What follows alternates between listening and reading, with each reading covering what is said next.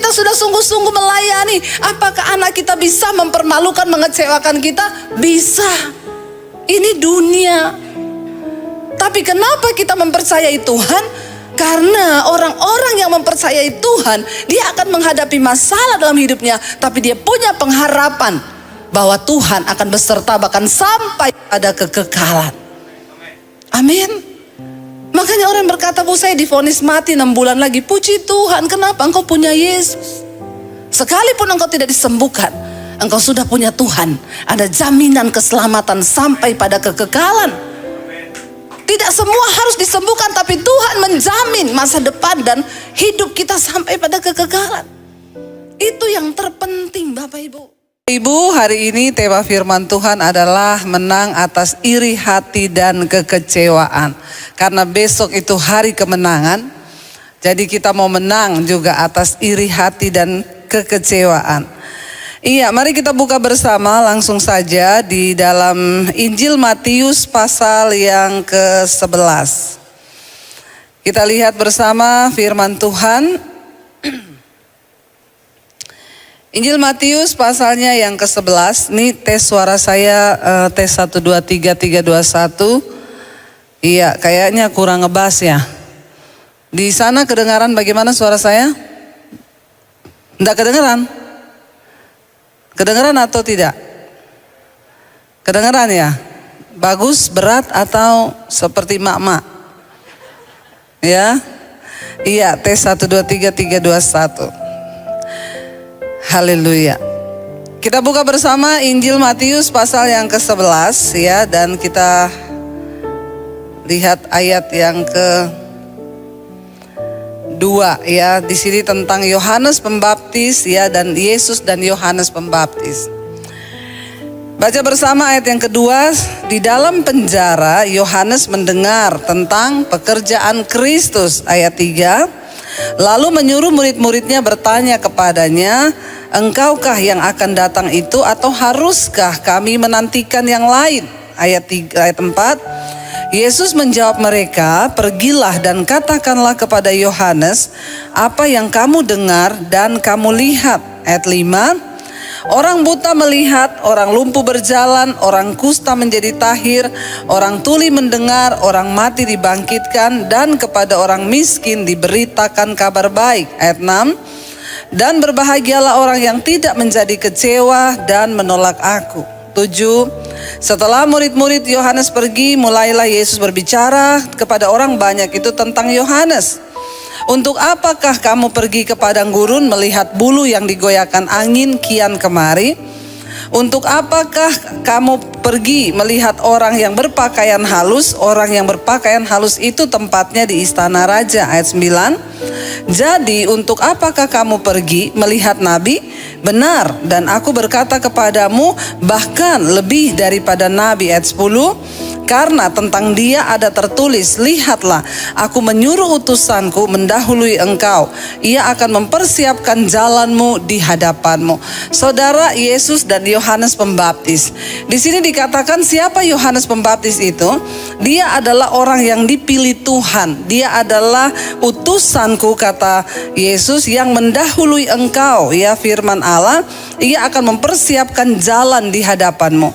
Yohanes Pembaptis adalah seorang yang dipilih Allah untuk mempersiapkan jalan bagi kedatangan Yesus.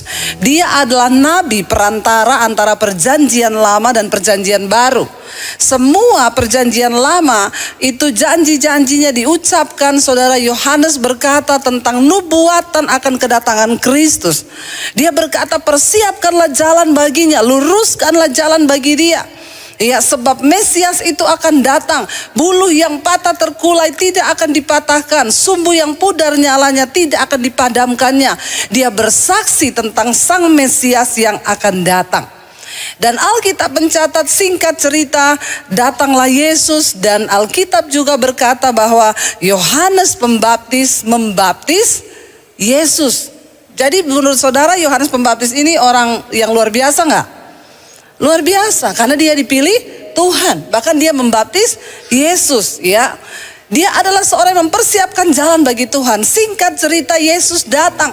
Yesus mulai dibaptis, Roh Kudus turun, Yohanes melihat Roh Kudus seperti burung merpati hinggap dan turun di atas kepala Yesus, berkata, inilah anakku yang aku kasihi, kepadanya lah aku berkenan. Dia melihat semua peristiwa itu terjadi. Tapi Injil Matius pasal yang keempat ayat 12, coba kita lihat bersama. Di Injil Matius 4, ini baru Matius 4 ya, kita tahu Matius 1 itu menceritakan Yesus 2, 3, ini baru yang keempat ya. Ayat 12, Injil Matius 4 ayat yang ke-12. Baca bersama.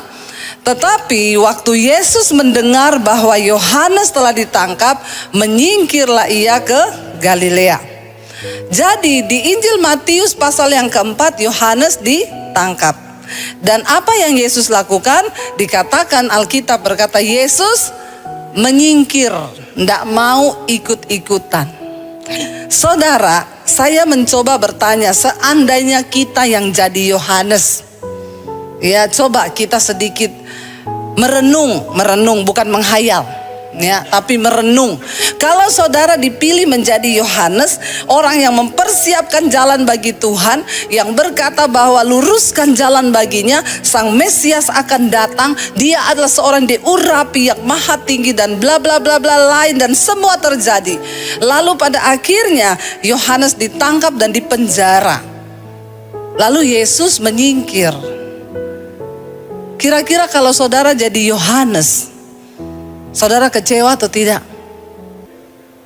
Jujur, kecewa atau enggak? Kecewa. Dan Alkitab berkata tadi di Injil Matius pasal yang ke-11 ayat yang kedua, tolong dibalik lagi, Injil Matius 11 ayat yang kedua.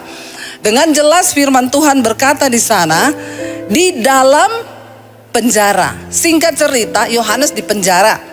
Dari dalam penjara dia mendengar tentang apa? Pekerjaan Kristus. Dia menyembuhkan orang sakit, orang mati bangkit, orang lumpuh berjalan, orang buta melihat.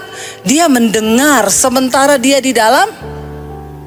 Saudara kalau punya teman atau saudara sudah, ya saudara pernah pakai orang itu untuk melakukan tugas saudara, lalu dia di penjara. Ya, ada nggak niat saudara untuk bantu dia? Itu tidak terjadi dengan Yohanes. Ketika dia sudah memberitakan tentang Kristus, dia membaptis Yesus loh. Dan Alkitab berkata, dia ditangkap dan dipenjara. Dari dalam penjara, dia dengar tentang kehebatan pekerjaan Kristus di luar sana. Yesus menyembuhkan orang sakit, membangkitkan orang mati. Dan dia saudara merasa, orang lain bisa ditolong, orang lain dilakukan sesuatu. Tetapi kenapa aku tidak ditolong? Ada rasa iri hati melihat pekerjaan Tuhan bagi orang lain, tapi kenapa saya tidak? Seringkali kita juga mengalami ini dalam hidup kita. Ketika kita mendengar orang ditolong, ya tidak semua orang dengar kesaksian kita itu seneng loh saudara. Ada yang waktu kita cerita, kita bersaksi, dia tuh pura-pura seneng. Iya ya, hebat ya, dahsyat ya. Tapi dalam hati dia tidak seneng. Ya, ada ketika orang mendengar ya tentang kenapa Tuhannya kok dia bisa ya diberkati, kok aku enggak ya. Timbul kecewa, timbul iri hati, sehingga ayat yang ketiga firman Tuhan berkata, Yohanes menyuruh murid-muridnya pergi kepada Yesus untuk bertanya. Pertanyaannya apa? Coba kamu tanya sama Yesus, engkaukah yang akan datang itu, atau haruskah kami menanti orang lain? Saudara, ini pertanyaan yang sebenarnya tidak perlu terucap dari seorang Yohanes. Dia sudah melihat bahwa memang itu Yesus, Sang Mesias yang akan diutus Allah menjadi juru selamat. Dia bahkan yang membaptis Yesus. Dia berkata, maaf, untuk membuka tali kasutmu pun aku tidak layak. Tapi Tuhan bilang, untuk semuanya bisa tergenapi, engkau harus membaptis aku. Dia melihat Yesus yang benar-benar adalah Mesias yang dia beritakan itu datang. Tapi karena kekecewaan, ya, dan dia iri melihat bagaimana pekerjaan Yesus di luar sana, sementara dia tidak mengalami pertolongan itu. Dia suruh murid-muridnya tanya, dia benar nggak itu Mesias? Benar nggak dia? Atau kita harus tunggu orang lain? Dengan kata lain, kalau saya bikin secara singkat kata-katanya, kamu tanya sama dia, benar nggak dia itu Tuhan Mesias yang akan datang itu? Bagaimana mungkin dari seorang mulut Yohanes bisa terucap kata-kata yang bertanya dan meragukan Tuhan itu sendiri yang sudah dia lihat dengan mata kepala sendiri. Saudara, iri hati, kekecewaan bisa membuat orang akhirnya menolak dan meragukan Tuhan. Ngeri loh, ngeri. Ya. Memang di penjara itu tidak enak, saudara. Ketika orang dalam penjara, dia selalu berharap dapat datang pertolongan. Saya dulu pernah, satu teman saya cerita, dia tiba-tiba ditangkap polisi di rumah. Tidak bisa membela diri, tidak ada kekuatan ya, karena dia waktu itu dikerjain sama teman bisnisnya. Ya, diangkut dari rumah suami istri anak-anaknya, saudara, nangis semuanya. Tidak ada ampun, dia dibawa di sel berapa minggu di sel. Dia bilang, "Bu, saya tidur di situ, saya makan di situ, lubang WC-nya juga di situ. Nggak enak, Bu," dia bilang. Di penjara itu nggak enak. Akhirnya saudara, dia berharap untuk datang pertolongan. Orang tuh di penjara yang dia harapkan ada orang yang akan datang menolong.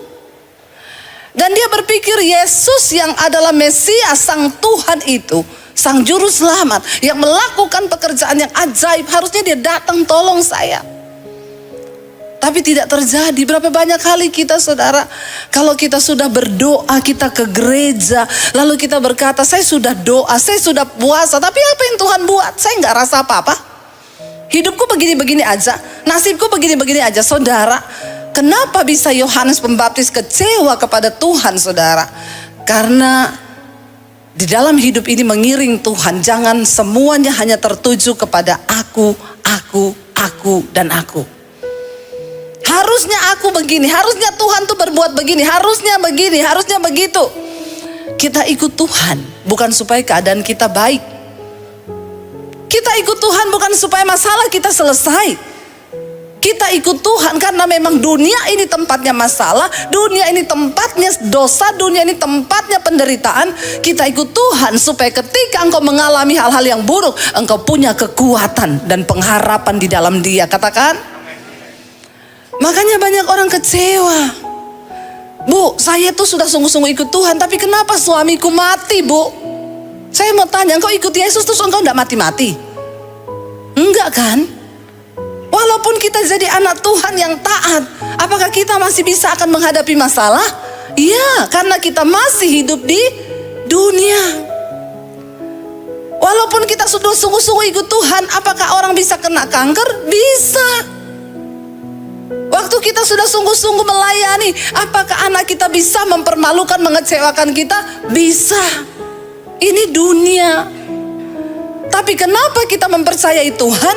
Karena orang-orang yang mempercayai Tuhan, dia akan menghadapi masalah dalam hidupnya, tapi dia punya pengharapan bahwa Tuhan akan beserta bahkan sampai pada kekekalan. Amin. Makanya orang berkata, Bu, saya divonis mati 6 bulan lagi. Puji Tuhan, kenapa? Engkau punya Yesus. Sekalipun engkau tidak disembuhkan, engkau sudah punya Tuhan. Ada jaminan keselamatan sampai pada kekekalan. Tidak semua harus disembuhkan, tapi Tuhan menjamin masa depan dan hidup kita sampai pada kekekalan. Itu yang terpenting, Bapak Ibu. Ya, tapi banyak orang Kristen tuh salah mengikut Tuhan. Dia pikir kalau dia ikut Tuhan, pokoknya aku yang aku turuti, yang aku mau, yang aku ingin, semua terjadi sesuai yang aku mau. Tidak begitu. Yesus bisa nggak menolong Yohanes? Bisa. Bahkan Alkitab mencatat akhirnya Yohanes kepalanya dipenggal. Dan Tuhan gak tolong. Tuhan gak datang untuk membebaskan dia. Iya. Dan iman seperti apa yang kita miliki, saudara? Kalau kita hanya mengikut Tuhan sampai hanya untuk melihat mujizat, maka engkau salah. Iya, kita mungkin akan kena sakit satu saat. Kita juga mungkin akan mati. Tetapi kita harus tetap percaya. Kita percaya Yesus karena ada jaminan sampai pada hidup yang kekal. Karena hidup yang sesungguhnya bukan di dunia ini. Makanya Alkitab berkata, kalau engkau hanya menaruh harapan saja kepada Kristus selama engkau hidup di dunia ini, engkau adalah manusia yang paling malang dari semua manusia yang ada di dunia. Taruh pengharapanmu sampai pada kekekalan. Tuhan, aku sembuh atau tidak sembuh, aku percaya Engkau menjadi jaminan sampai pada kekekalan. Aku kaya atau aku miskin, aku tetap percaya bahwa Engkau Tuhan yang setia. Itu yang Tuhan mau, Bapak Ibu. Jangan engkau punya kekecewaan. Kalau orang sudah kecewa dan kecewa itu susah. Lalu jadi tawar hati, tidak ada rasa. Iya, kalau tawar hati itu sulit. Roti tawar masih enak, dikasih meses sama susu jadi sedap. Tapi kalau hati tawar, siapa yang bisa ya untuk membuat hati itu kembali manis? Saya tuh kalian dengar orang bercerai, kadang-kadang hakim itu belum memutuskan palu ya, dia akan bilang, Bapak Ibu saya kasih waktu 1 bulan, coba merenung dulu, coba bernegosiasi dulu, coba pulang dulu, jangan terburu-buru, ingat yang manis-manis. Coba ingat dulu pertama kali kamu jatuh cinta. Ingat dulu pertama kali kamu ketemu. Ingat waktu kamu lirik-lirikan. Ingat waktu kamu jatuh cinta. 1 bulan saya kasih kamu waktu. Berpikir lagi baik-baik. Kalau hatinya ya kecewanya masih di tahap yang sedikit, masih bisa akhirnya lewat hamba Tuhan, atau apalagi mereka melibatkan Tuhan, bisa. Tapi kalau sudah banyak kecewa, hakim kasih waktu 1 bulan. Cuma 1 minggu dia telepon hakim, Pak Hakim cepat ketok palu cerai. Jangankan 1 bulan, 1 minggu kami sudah mau saling bunuh ini. Kenapa? Karena hatinya penuh kekecewaan. Karena orang itu kalau kecewa sudah pasti menolak. Ya, jangan engkau kecewa sama manusia, apalagi kepada Tuhan. Jangan kecewa Bapak Ibu. Dia suruh tanya, lalu Yesus menjawab begini kepada murid-muridnya. Jawab Yesus ya. Yesus menjawab mereka, pergilah ayat 4 dan katakan kepada Yohanes apa yang kamu dengar dan kamu lihat. Cerita aja apa yang kamu dengar, yang kamu lihat. Apa yang harus kamu sampaikan kepada Yohanes? Dia nggak perlu tanya kamu Mesias atau bukan. Cerita aja. Orang buta melihat, orang lumpuh berjalan, orang kusta menjadi tahir, orang tuli mendengar, orang mati dibangkitkan, dan kepada orang miskin diberitakan kabar baik. Ini adalah hal-hal yang juga diberitakan Yohanes ketika dia menyatakan bahwa Sang Mesias akan datang. Dia akan membawa sebuah pengharapan yang baru, kata Yohanes. Tapi ketika dia kecewa, dia menjadi tidak percaya. Lalu Yesus berkata kepada mereka, dan tolong sampaikan kepada Yohanes ayat 6. Dan bilang kepada Yohanes, berbahagialah orang yang tidak menjadi kecewa dan menolak aku.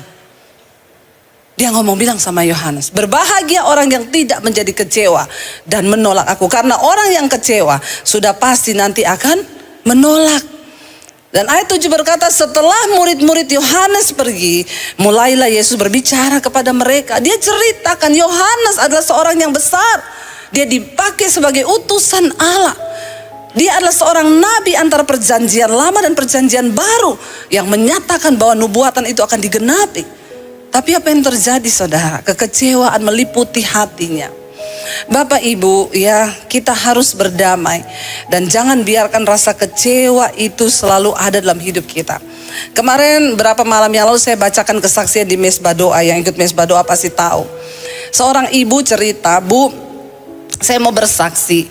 Sebelum saya mengenal channel Ibu Debbie, saya ini orang yang penuh dengan kekecewaan. Saya kecewa kepada suami dan mertua saya.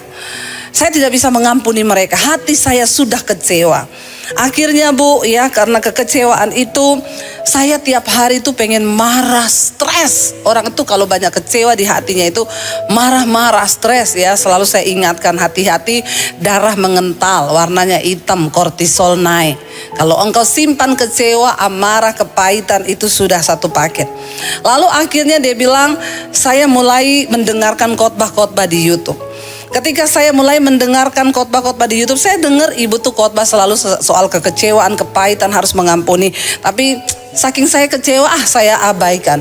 Tiba-tiba saya sakit gigi Bu, syaraf gigi saya itu sakit sekali. Saya berobat ke dokter gigi biasa, dokternya bilang saya kasih antibiotik, obat syaraf dan lain sebagainya. 3 bulan berobat tidak sembuh-sembuh, bayangkan loh sakit gigi.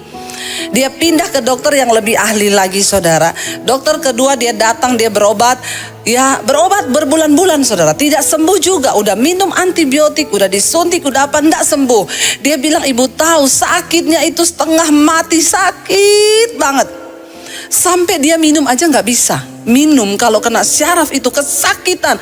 Bukan cuma minum, makan, tidur pun nggak bisa. Dan itu sakit gigi, saudara. Saudara pernah rasa sakit gigi? Lebih baik sakit gigi daripada sakit hati. Katanya sih.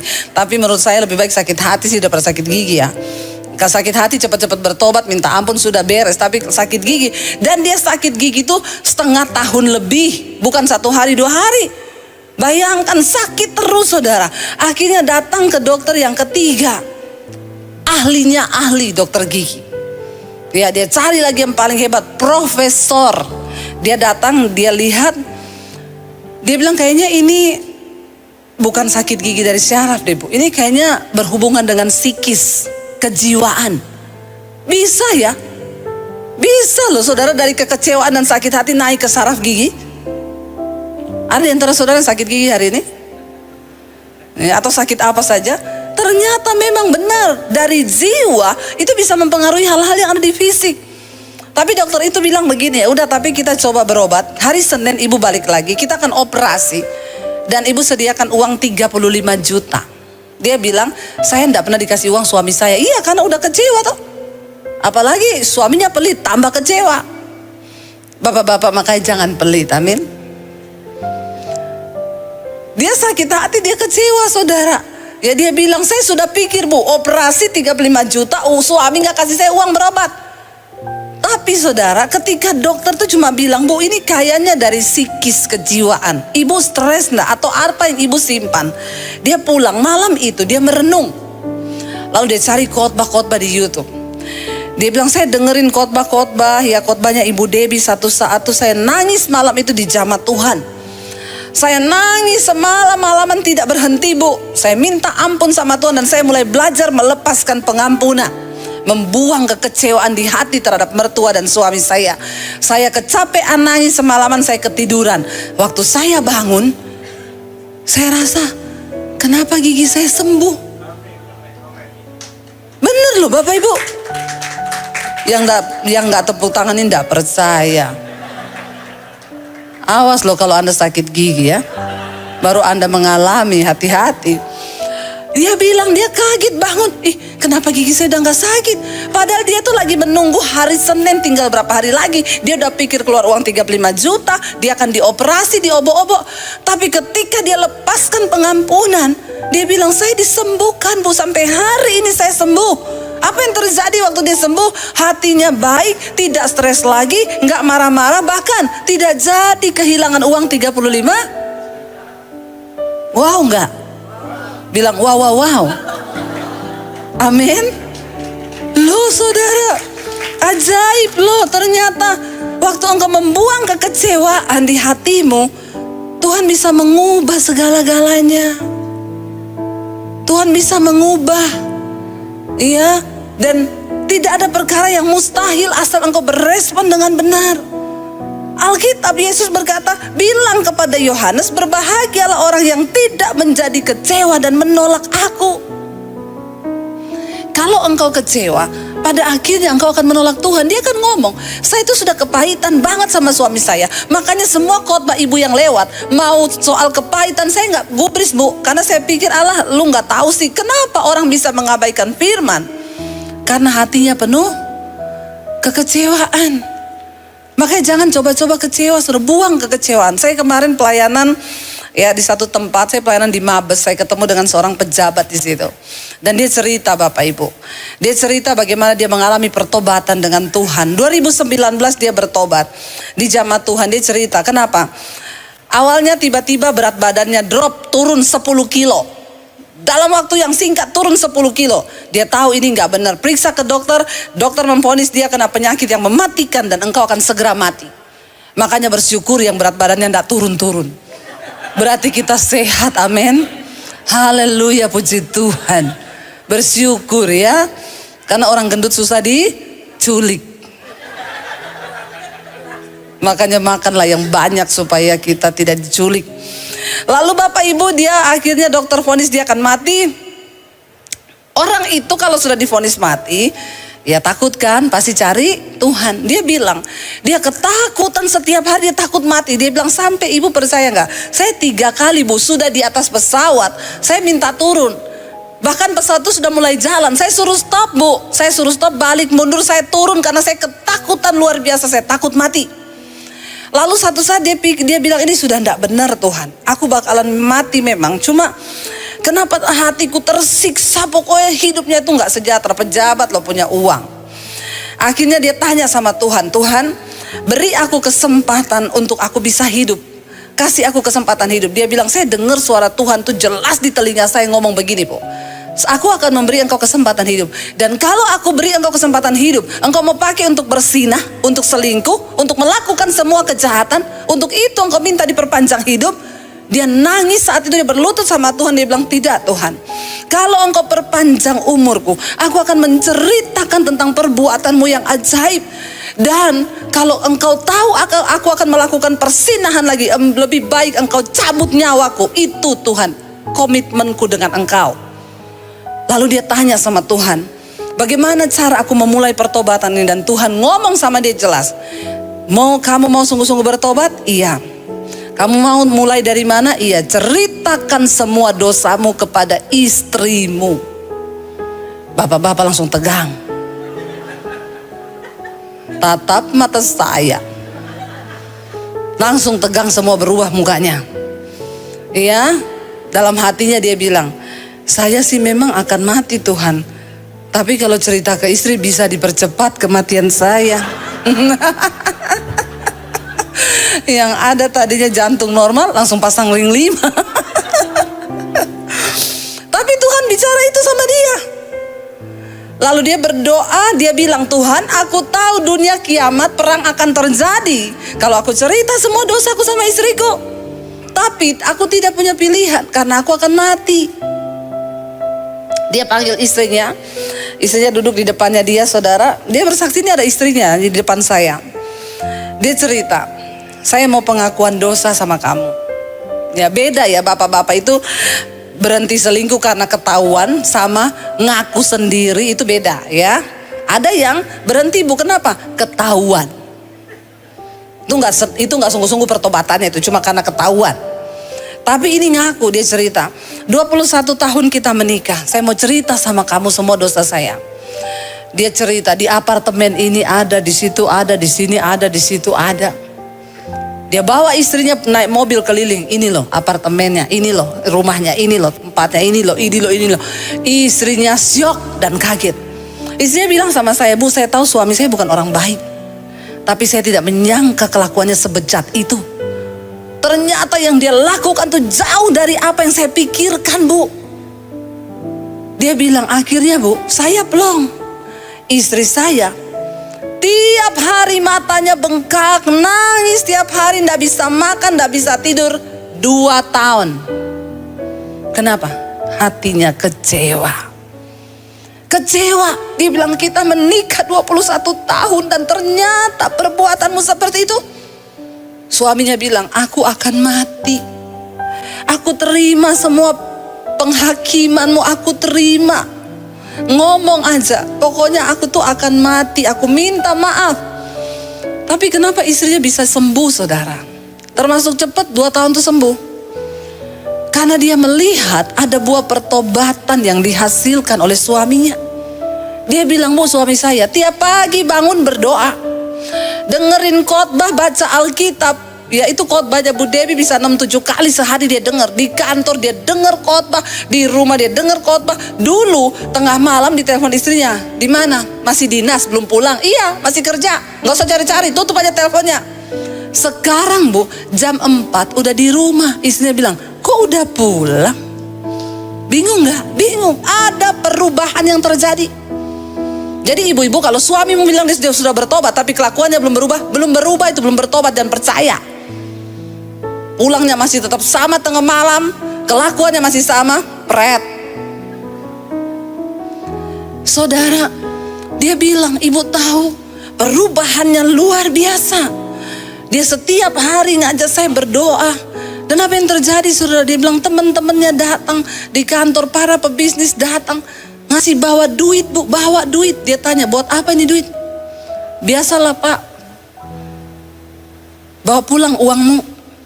Saya mau berdoa buat kamu. Kamu harus ketemu Tuhan. Jadi kemarin kita persekutuan tuh rata-rata teman-teman pengusahanya yang dulu sering datang, itu diinjilin semua sama dia. Bahkan kemarin ada orang yang gak percaya Yesus saudara, karena melihat pertobatannya. Dan saya berkata, wow, luar biasa apa yang Tuhan buat. Dan istrinya kekecewaannya segera pulih. Kenapa?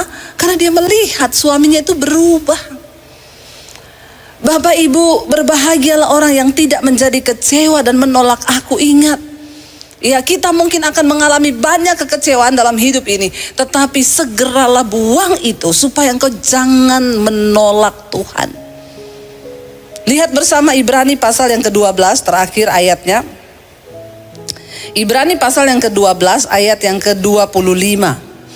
Ibrani 12 ayat 25 kita baca bersama 1, 2, 3. Jagalah supaya kamu jangan menolak Dia yang berfirman. Sebab jika mereka yang menolak Dia yang menyampaikan firman Allah di bumi tidak luput, apalagi kita jika kita berpaling dari Dia yang berbicara dari sorga. Jagalah supaya kamu jangan menolak Tuhan. Kekecewaan itu akan membuat kita pada akhirnya menolak Tuhan di dalam hidup kita. Saya berdoa Bapak Ibu, jangan biarkan hati kita diisi oleh kekecewaan. Kecewa pada manusia, jangan apalagi kecewa kepada Tuhan. Apapun keadaanmu hari ini, tetaplah percaya bahwa Dia Tuhan yang turut bekerja untuk mendatangkan kebaikan di hidup kita. Kenapa kita percaya Tuhan? Karena ada jaminan yang sampai pada kekekalan. Dan itu cukup. Tuhan, engkau tolong atau tidak tolong, engkau sembuhkan atau tidak sembuhkan, aku tetap percaya padamu. Seorang hamba Tuhan di Nigeria saudara, dia seorang hamba Tuhan yang dipakai Tuhan mendoakan orang sakit sembuh. Saya undang para imam musik untuk maju. Yang sakit didoakan sembuh. Pokoknya lumpuh berjalan, buta melihat. Tiba-tiba satu saat Tuhan izinkan dia kena sakit. Dia berdoa bagi dirinya, dia tengking sakitnya tidak sembuh. Dia berpuasa untuk kesembuhannya, dia tidak sembuh. Dan pada akhir hidupnya dia berkata, Tuhan, aku kecewa kepadamu. Kenapa aku mendoakan orang lain dan mereka sembuh? Tapi ketika aku sakit, aku berdoa, aku tidak disembuhkan. Jadi maaf Tuhan, aku akan meninggalkan engkau dan tidak lagi percaya kepadamu. Saudara tahu dia mati karena penyakitnya dalam keadaan dia menolak Tuhan karena kecewa. Seharusnya dia berkata, Tuhan, aku sembuh atau tidak sembuh, aku tak percaya engkau Tuhan yang berdaulat atas hidupku. Aku tidak akan pernah menolak engkau, sebab engkau yang berjanji memberi hidup sampai pada kekekalan. Apapun masalahmu hari ini saudara, mari datang pada Tuhan. Kita mau bilang, Kau yang lebih tahu apa yang terbaik bagi hidup kami. Ajar kami menerima segala keputusan Tuhan. Sebab Engkau yang lebih tahu bahkan cara yang terbaik untuk pulihkan hidup kami. Bangkit berdiri bersama Bapak Ibu. Kita naikkan pujian ini. Kau lebih tahu Tuhan yang terbaik buat hidup kami. Terima kasih Yesus. Terima kasih Tuhan. Karena itu apapun masalah hidup kami tidak protes dan tidak menjadi kecewa. Tapi kami mau belajar percaya bahwa Tuhan, Engkau sedang berproses dan tahu yang terbaik buat hidup kami.